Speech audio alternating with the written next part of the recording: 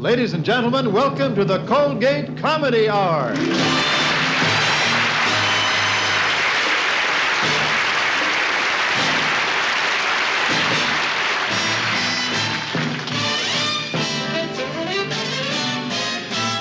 Just for laughs and just for fun, come join us, the comedy has just begun.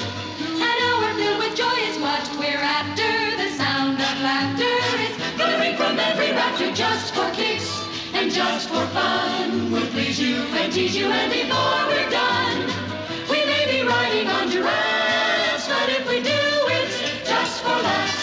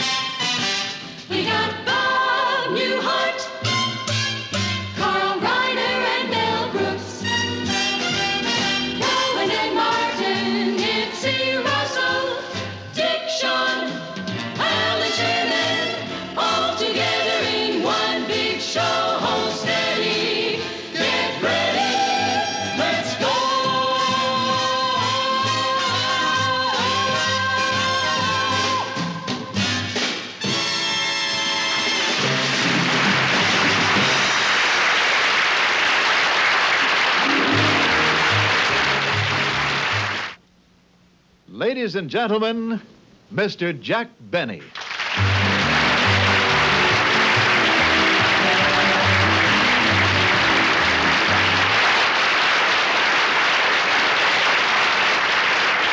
Thank you very much, ladies and gentlemen, and I want to welcome you to a very special occasion, the return of the Colgate Comedy Hour. Now, you're probably surprised to see me here because I wasn't advertised. And the reason I wasn't advertised is that they weren't sure whether they wanted me or not. Anyway, here I am, so now they'll just have to make up their minds. You know, it was 10 years ago that the Colgate Comedy Hour went off the air. And it was one of the biggest shows in the history of television. Actually, you see, I didn't know it was off the air because, well, you see, 10 years ago, my picture tube went out. And I had an argument with the television repairman over a service charge, you see. So I never had it fixed. Now, it just happens that I was never on the Colgate Comedy Hour myself. As a matter of fact, I never did any kind of a show for Colgate, because in those days it was known as Colgate, Palmolive, and Pete. I mean, I'm just not comfortable working for any company where it takes 3 people to sign the check.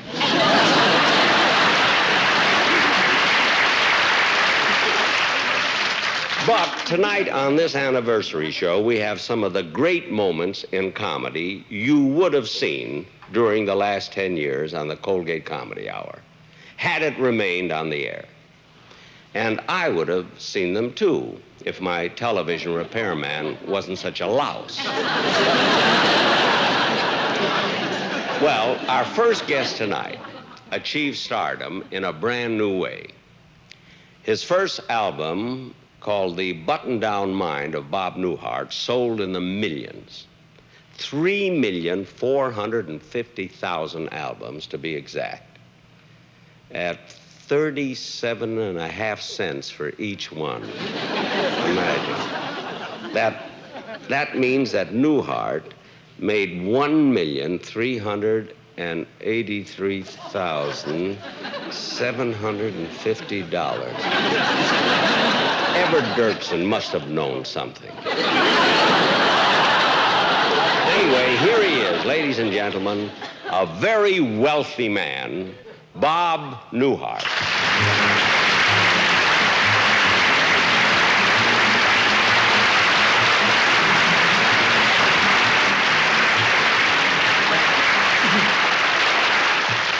The particular thing I'd like to do is, I think, dedicated to a small but brave group of men who daily risk their lives that others might live. And as some of you may have guessed, I'm talking about America's driving instructors. I'd like to present a day in the life of a driving instructor. And you're going to have to picture, if you will, this is a car.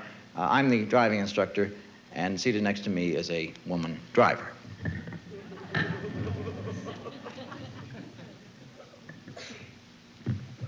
Hello there. Well, let's see here now. Your name is Mrs. Webb, is that correct? Uh-huh. And, Mrs. Webb, now you've had one lesson here already, haven't you? Yeah, do you happen to remember the instructor's name on that? Mr. Adams? What would that be? A.D. Wait, I'm sorry. Now, here it is, Mr. Adams. You know, it really might facilitate things if I just sort of read ahead a bit to kind of familiarize myself with the, how fast were you going when Mr. Adams jumped from the car? 75. I see. Where was that now? In your driveway, huh? Had Mr. Adams covered starting the car? He got that far, did he? All right. You want to start the car, and we'll pull out into the stream of traffic. What's the first thing we're going to do before we pull out into traffic? Well, what did Mr. Adams do before he let you pull out into traffic? Well, in addition to praying, let's say. No, what I had in mind was checking the rear view mirror. You see, we always want to check our.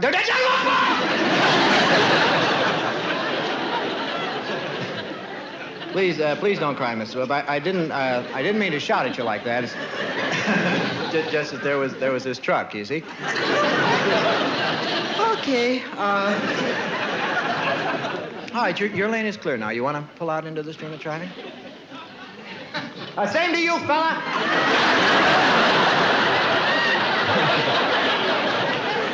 All right, yeah, turn in the street right here. There's a driving area not too far away, and I think it might build up your confidence. Yeah, turn right here, that's the way. Build up your confidence, and, well, now, that was my fault again, you see. Yeah, I meant at the corner. Not onto this man's lawn, you see. Sir?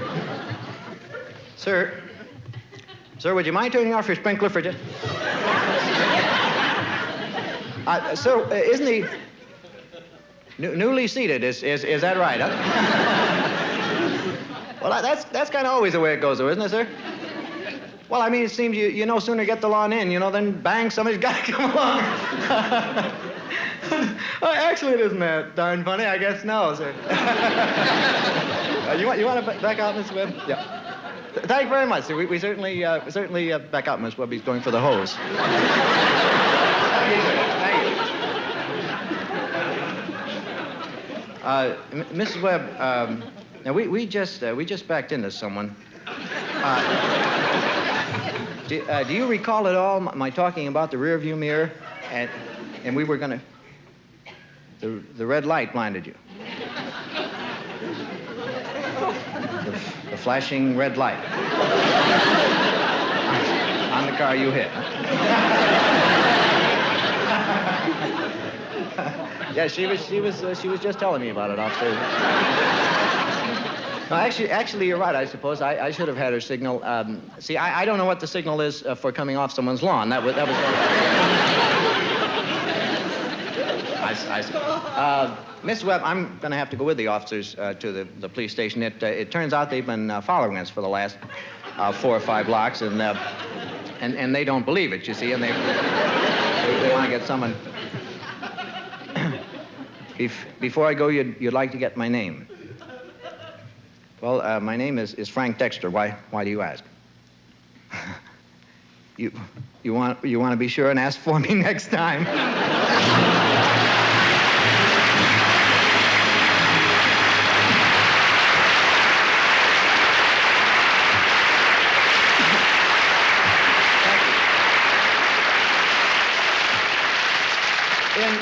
In the last 10 years, parodies have become respectable, and mainly because of the voice of a soft, sultry, lyrical vocal instrument that comes along once in a lifetime.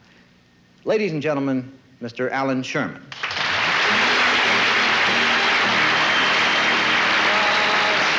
Once in a lifetime, a man has a moment. One wonderful moment when fate takes his hand. This isn't my moment. My moment was Tuesday. You should have been there, folks. Gosh, it was really grand.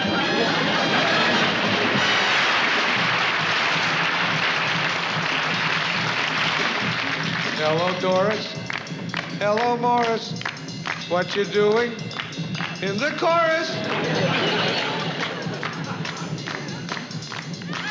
I'd like to get you. That's the whole song, dear. Though you once were the best bunny at the Playboy Club, you're getting to be a rabbit with me.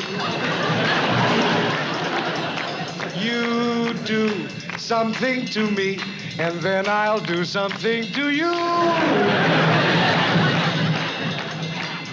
I know a man, his name is Lang, and he has a neon sign. And Mr. Lang is very old, so they call it Old Lang Syne.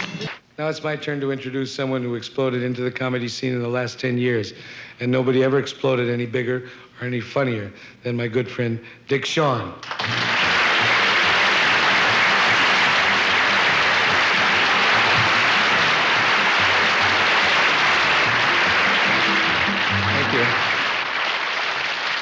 May I say how happy I am to be here at the Colgate Comedy Hour? Well, things have certainly changed. American taste has changed. Humor has changed. 10 years ago, people used to laugh at jokes like this. One fellow says to the other, "Who's that lady I saw you with last night?" The other fellow says, "That was no lady. That was my wife." Well, today that joke is obsolete. 10 years. The world has changed. We're ready to fly to the moon. Atomic energy. In order for me to get a laugh with that very same joke for you people, here's the very same joke with a little more emotion, a little more feeling. Same joke for you today with your improved mind.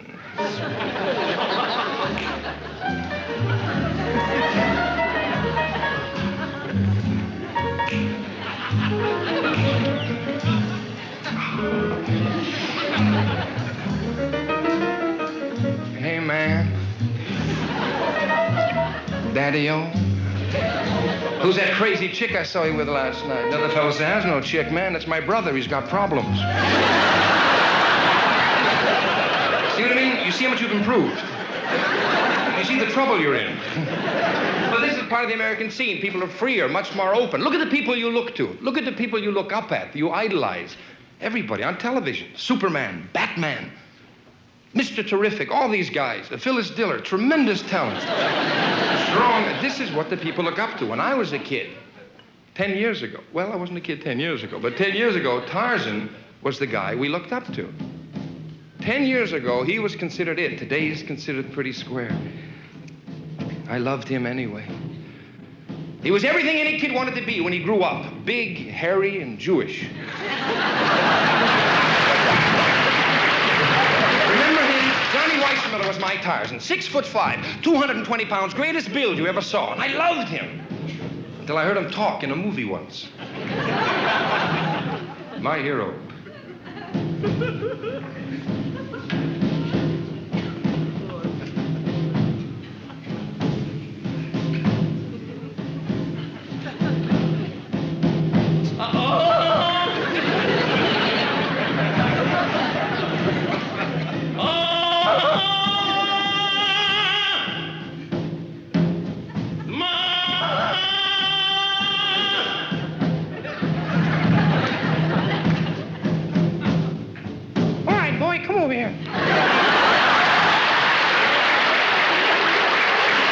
today. But it's not easy. It's not easy today. I don't put down the actors of today, but I don't put them down at all. But I tell you now that they've got to have something more because the people demand something more. Look at the people you idolize, the singers. It's very easy to make fun of them. Very easy. The guys today, the monkeys. Have you seen these fellas work?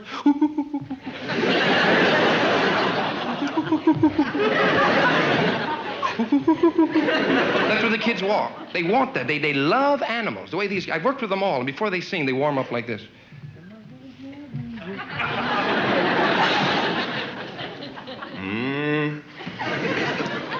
Come on, right? Ladies and gentlemen, like to sing a little song. Hope you like it very much. Who won for never knew hot doggone down. And in the old days, they used to sing about beautiful girls. They used to sing about beautiful girls and birds and trees. Today they sing, yeah, peanut butter, yeah, peanut butter fine. Drink it with wine, but get stuck in your mouth. Well, let me tell you about my girlfriend. She got things all over her back. She got funny little things on her arms and under her nails and in her hair. But I don't care, because she's clean. Yeah, she's very clean. She got a clean spleen. She's in her teens. She's a hot dog. And here's the biggest hit of them all. You can talk about your women. You ought to see mine. Hair on the head like a bowl of twine. Skin on the belly as tight as a drum. Every time she walks, she goes bum, bum, bum.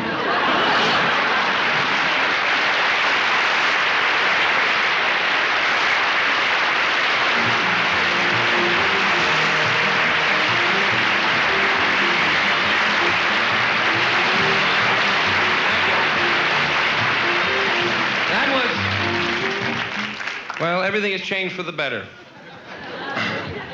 Oh, you are a wonderful audience, and the show keeps rolling along. There's a couple of guys that are going to come on now that I just can't help and can't wait to get out there in front and see. You've seen them many times. Most of us here tonight are here to do comedy highlights of the last 10 years. Well, but the last 2,000 years belongs to Carl Reiner and Mel Brooks, ladies and gentlemen.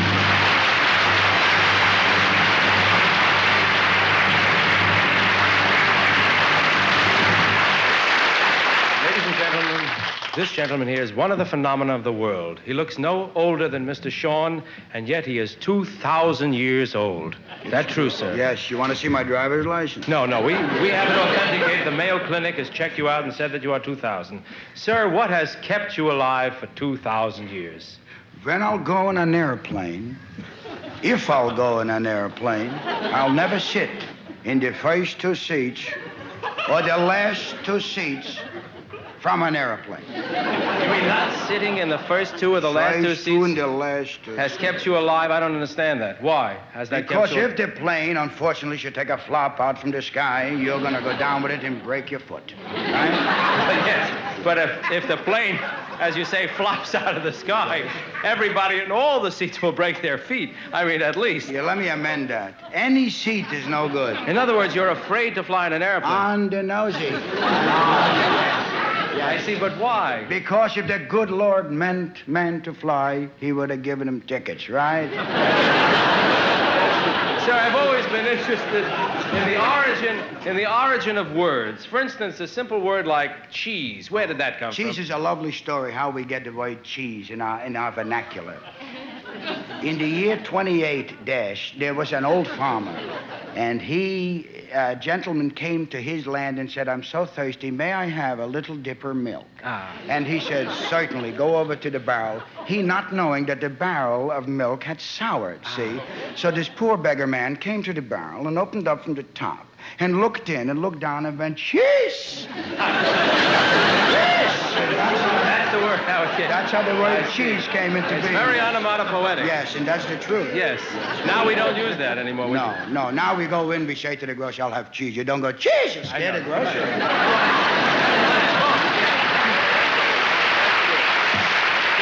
notice what they're doing now? Very interesting.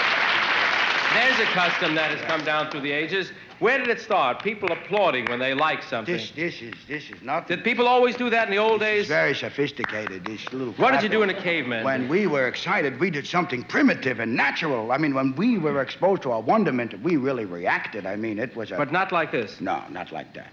Well, how did you react? Did you do something? You do something, and I'll show you the old-fashioned applause. You sing a little song. I'll show you how when we like something, we really went for it. Go ahead. Okay. Go ahead. You sing a little song, a high note. I'll give you a high note. A high note.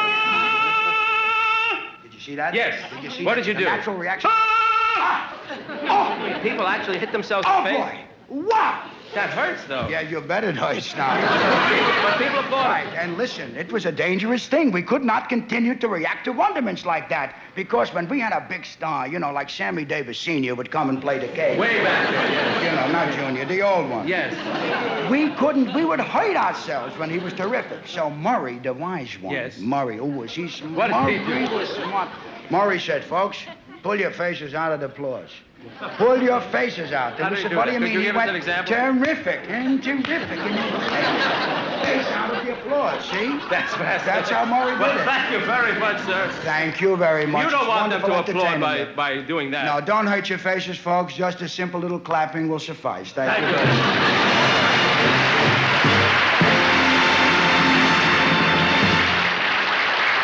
Thank you. We move onward and upward with three ladies who prove that men didn't have a monopoly on comedy in the last decade. You're a good introducer. You must be in the showbiz. I am. Thank you, ladies and gentlemen, Nanette Fabre, Edie Adams, and Kay Ballard.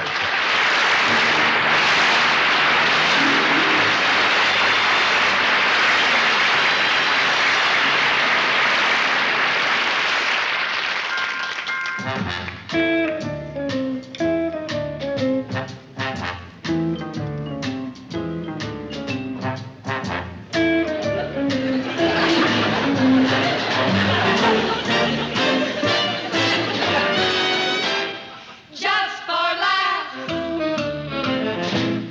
just for fun, we're gonna please you, and before we're done, we'll open up our bag of tricks before you. We'll never bore you. We'll even do some dancing for you.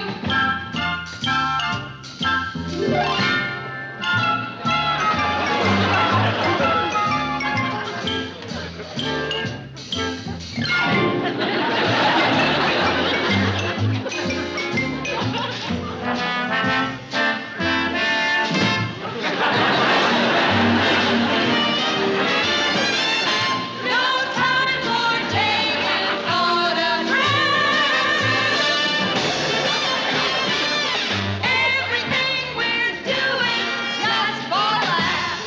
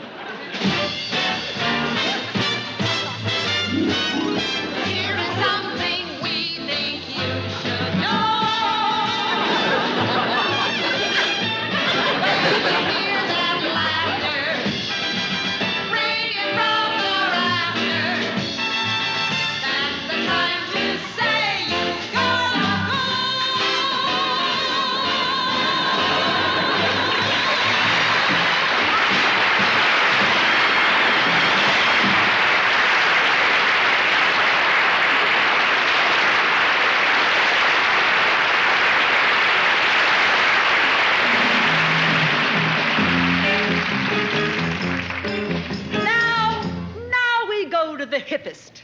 An authority on the last 10 years. Go-go girls, miniskirts, Teeny boppers, dropouts, sit-ins. Off and pop, happenings and freakouts. Mr. Nipsey Russell!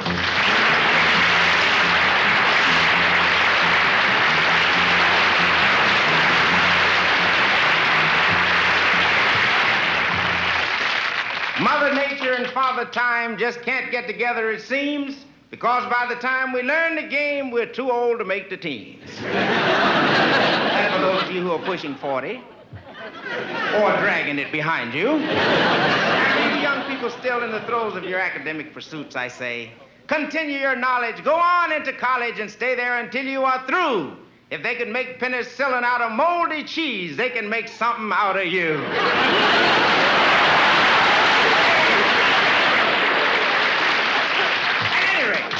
I projected that philosophy a good deal further when in 1964 I said that friendship and love is the key to universal benevolence. And I reiterate tonight, friendship to the whole world, to all the white people who are using Mantan and Coppertone in summer. I want you to know that I am using a bleaching cream called Yellow Fellow. If you're nice enough to cram down, the least I can do is try and meet you halfway. No, I haven't forgotten civil rights. I'm just thinking about national defense. See, on the top deck won't mean much if the ship sinks. Well,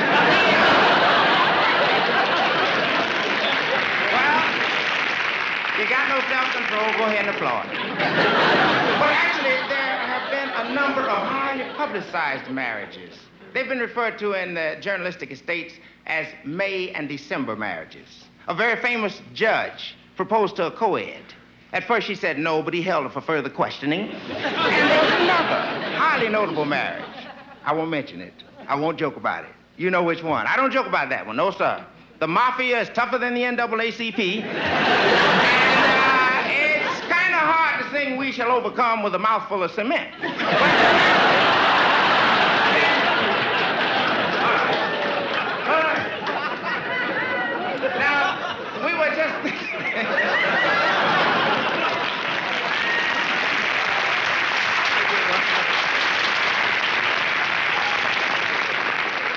Well, the geopolitical intrigue has intensified in these years.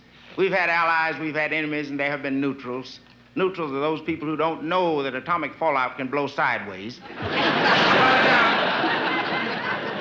There's been a great deal of endless talk about this topless situation. Well, as far as this topless business is concerned, I look at it like this.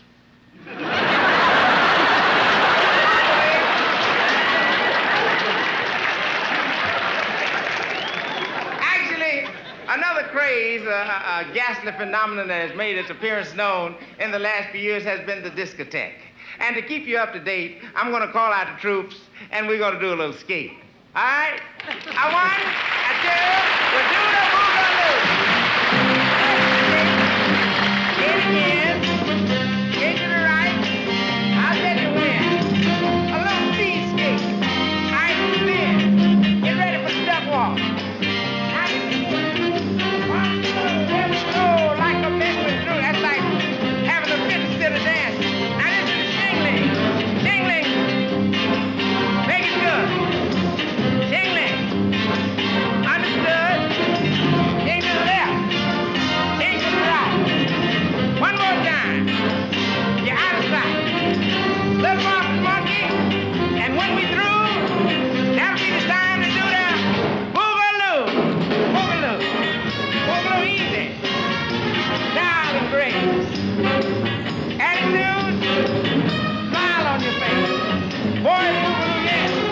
Good boogaloo, no. One more time, and if you be ready to go, just a review. Everybody's gonna do boogaloo. Yeah, shake, yeah, sing. All right, here we go. Off the monkey, looking good. Gonna do boogaloo. That's boogaloo.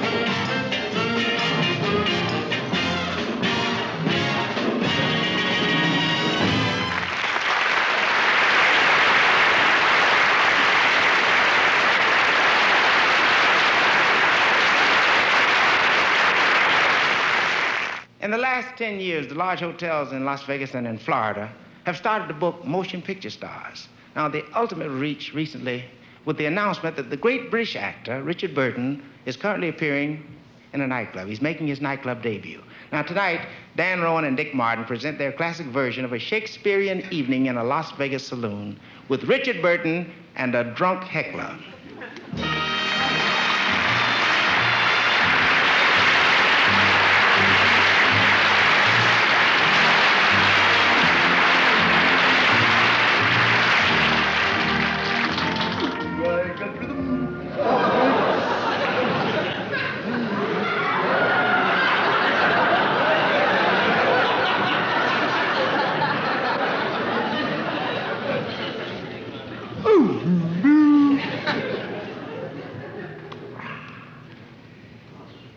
Good evening, ladies and gentlemen. This evening is the beginning for me of a series of Shakespearean events to which we've looked forward with a great deal of anticipation for the past several months.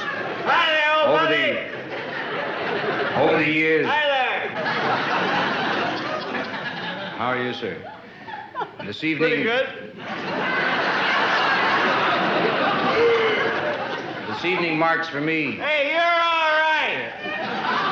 an opportunity. You're okay in my book, oh, buddy. You're all right. I get a kick out of you. Thank you very much, but I have not yet begun. Well, begun. I was finding it just a little noisy. Well, hold it down.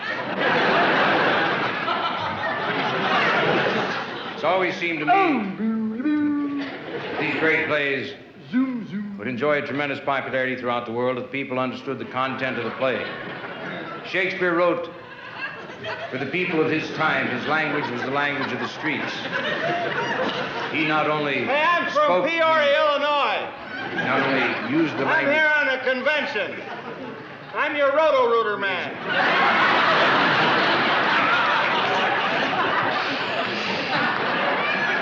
You cram it, we'll ram it. All right.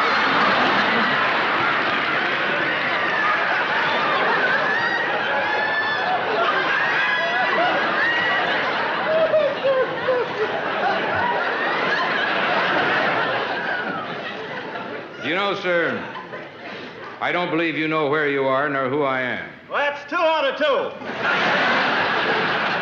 Well, I don't know who you are, sir, but I want you to understand Parker. that... I beg your pardon? I'm Parkin Parker. Parkin Parker from Peoria. Oh. Parkward Parkin Parker. Parkward P. Parkin Parker. What does the P stand for? Fred. Fred? P-H-R-E-D. Yes, well, you see, Mr. Parkin Farker... That doesn't sound right when you say it. Well, you're the first Parkin Farker I've ever met. Sorry if I mispronounced your name. I would imagine that since you're here this evening, you're a fan of the Shakespearean drama. Oh, fine, thank you. I'm very happy to hear that. I certainly hope we've selected something this evening which will tickle your fancy. It isn't an easy choice for an actor to make. He begins this climactic speech, which he resolves his many doubts. I'm so high, my hair hurts. But he begins with these lines.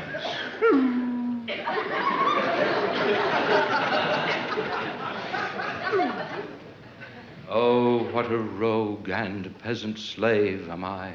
That is the worst thing I've ever heard. Is it not monstrous? The worst thing I've ever heard.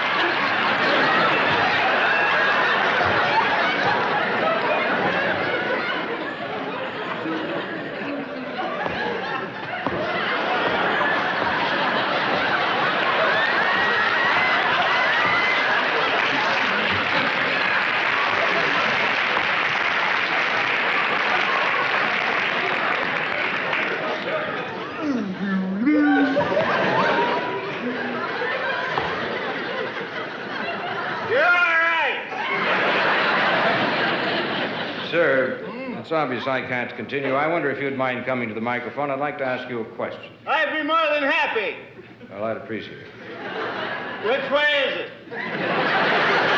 Oh, you got a deal. Anything I could do to help? Certainly aren't under the impression you've been any help to me.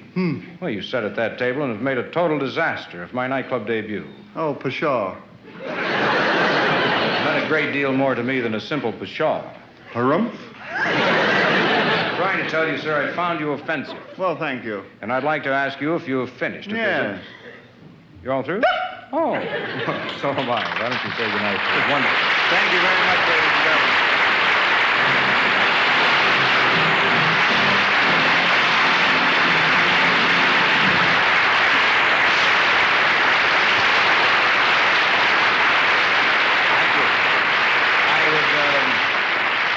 I would certainly like to congratulate you, sir, on another superb performance this evening. You liked it? I think that when it comes to being crude, crass, and contemptible, you probably are tops in your field.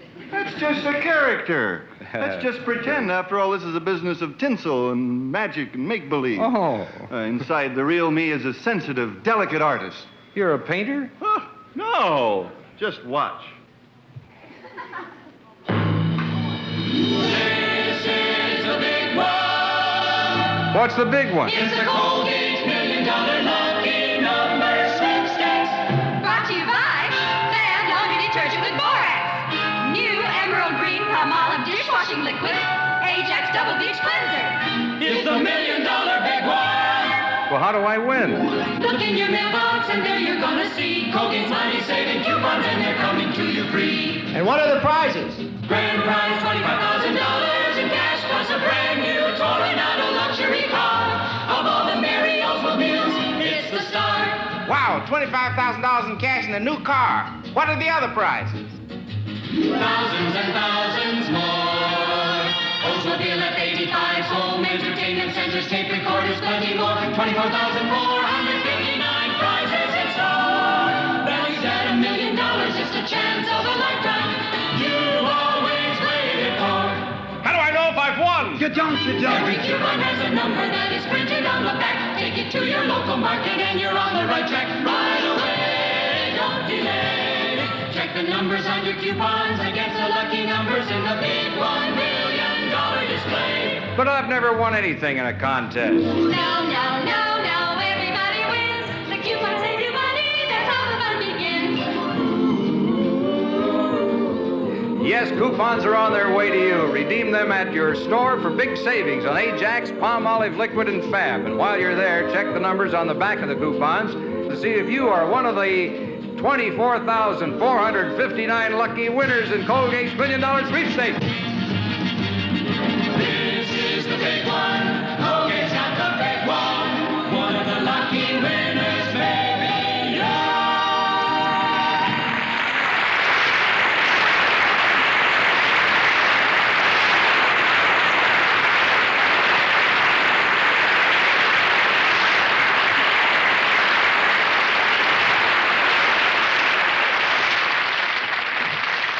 Thank you. 10 years ago, a man picked up a telephone. Excuse me. Yes. And instead of making a call, don't just Excuse put me. it on the foot. Right. That's it. There. And instead of making a call, he made a brilliant career. Here recreating one of his comedy classics is Mr. Shelley Berman. Shelley Berman.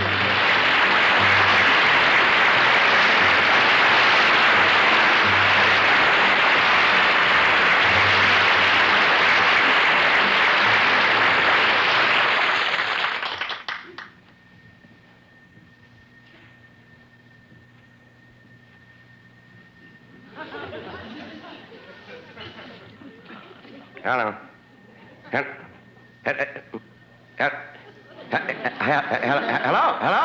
Hello. Oh. Hello there. I'm fine, thank you. And how are you?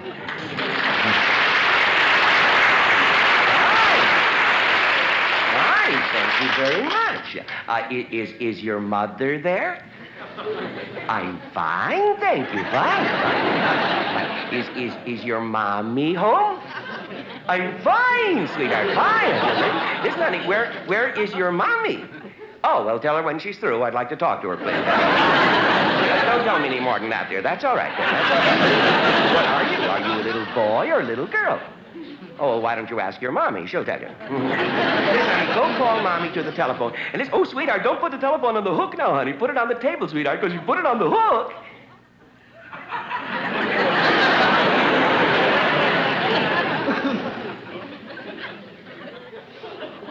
Hello there. I'm fine, thank you, fine. Listen, you hung up on me, you little. Now, you see, you put the telephone on the hook, and I told you to put it on the table. No, honey, you see what happened? Oh, bless it.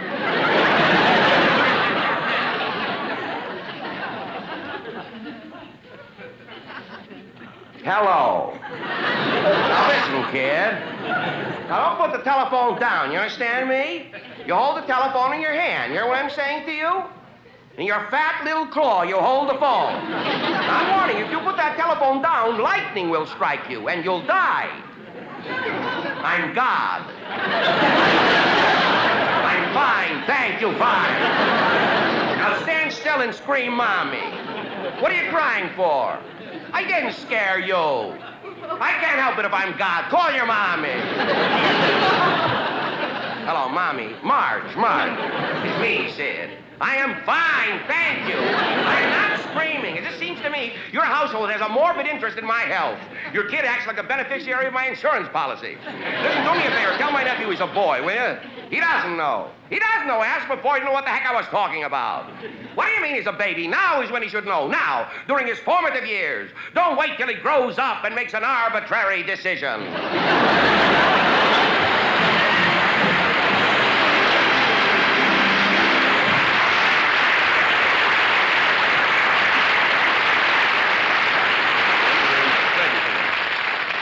And now I'm going to introduce Phyllis Diller. And I guess the only way to do that is with the words of John Keats. She walks in beauty like the night. If Keats knew that I was using his words to describe Phyllis Diller, he would have impaled himself on his quill. But for women throughout the world, she is their leader, Miss Phyllis Diller.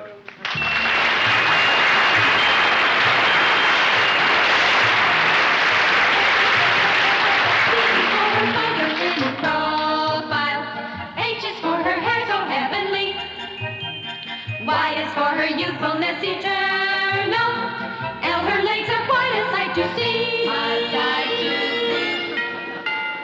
L, her loveliness is now a legend. I-S is the rest, there's nothing more. No, nothing more. Put them all together, they spell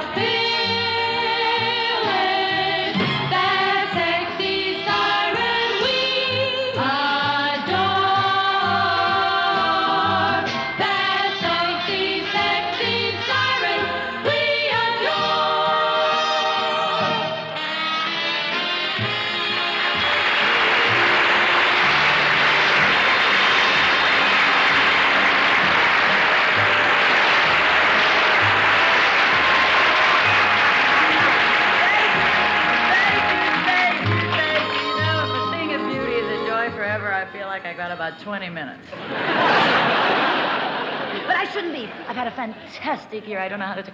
My third book at this very moment is going into its 6th printing. Of course, if I could print better, I wouldn't have to do it over. And the name of my book is Passion, Power, Greed, and Fury. It's a cookbook, which I have already been requested to rewrite by the food and drug idiots. You see, the minute you write a cookbook, they visit your kitchen. Well, that blew the book. But my book is full of great household hints. I can tell you what to do with sauerkraut, providing it's December. You silver it and hang it on a tree. It stinks, but it's beautiful. And I'm great in a crisis in the home. For instance, one day our stove broke down. And when I say down, I mean to the basement. I missed it right away. I felt kind of silly standing over a hole in the floor with a spoon in my hand. And The broad downstairs wasn't too happy about it either. So I heated Fang's dinner in the dryer. What a mess. I should never have dried a load with it. So I realized with his dinner looking so bad, I would have to greet him at the door looking like Bridget Bardot. So I put on a sheet. I looked more like Gandhi. So I brought him in the house, I put the food in front of him, and right away he starts beefing. He says, "What is this stuff on top? You know I hate coconut." I said, "Eat it, it's lint." How did I know he had given up lint for less? And then Thanksgiving, I got in a worse mess. Stuffed a turkey. Took me 3 weeks. Stuffed it through the beak. That was the only thing open. When I was very patient, I sat there all that time with my eyebrow tweezers. Well, Thanksgiving goes past. So then I decided to shoot for Christmas. Although I'm going to be terribly busy silvering sauerkraut. Now I got another problem. This thing is beginning to smell. Oh, I learned the true meaning of the word foul. And I cannot put this thing in the refrigerator because that's where I keep my ironing. So here's what I did to refrigerate the turkey. I hung the body out the window, shut the window on the neck, left the head inside, and I went on with my work. And everything is going great until I get this telephone call. So it's the woman downstairs with the stove on her back. I would have dropped it on her anyway. I hate her. Oh, she's so ugly. She had her nose fixed and her mouth won't work.